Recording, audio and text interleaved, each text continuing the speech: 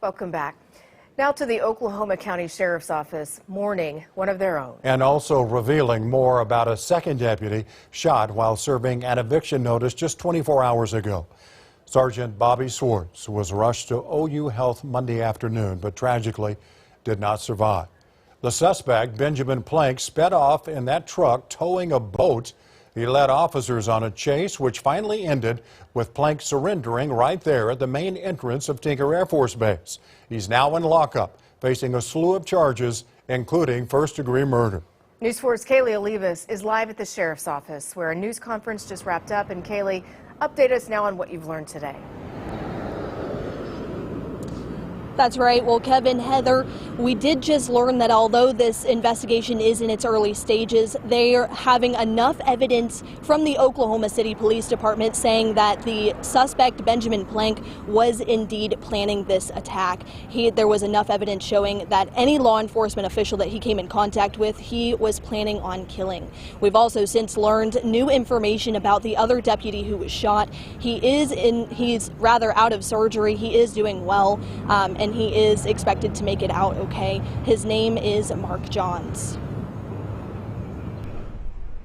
Leading up to Monday afternoon shooting of two Oklahoma County deputies, an early morning call to Oklahoma City Police came in from Benjamin Plank's mother saying her son was acting out. We are told police don't serve eviction notices. That's when Oklahoma County deputies were called in. At about 1:18 p.m., neighbors started calling 911 on shots fired. But even with officers rendering aid and treatment from OU Health, Sergeant Bobby Swartz tragically passed away. Another deputy, Mark Johns, was struck, all while trying to save Sergeant Swartz. When you get into what we call the fatal funnel in law enforcement, which is the doorway, and Deputy Swartz got hit and went down, he tried to get on top of him and pull him out of the way. What a courageous act. Oklahoma County Sheriff Tommy Johnson says Deputy Johns underwent surgery on Tuesday. He is doing okay, but still grappling with what happened to Sergeant Swartz. He grabs my hand and he tells me, "Sir, I couldn't save him. I'm sorry." He has taken ownership. It's a very difficult thing that I don't think you can put in words. Police tell us there is no timeline on when this investigation will be complete, but there is enough evidence for officials to say they believe Plank planned to shoot any police officer or deputy who came to his home. We searched the vehicle when the pursuit was over. There was a bag found inside the boat, and in that bag there were multiple firearms and lots of ammunition. He was definitely ready for a confrontation.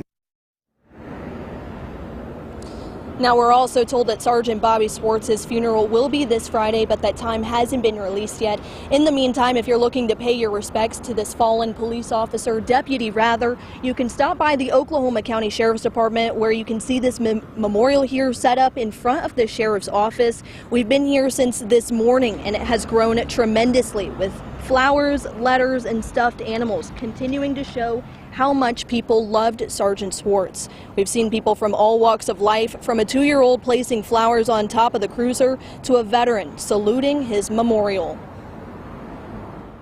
I cried. I cried. It was on the news when we got home because we always leave our TV on. And I just fell to my knees and I just cried.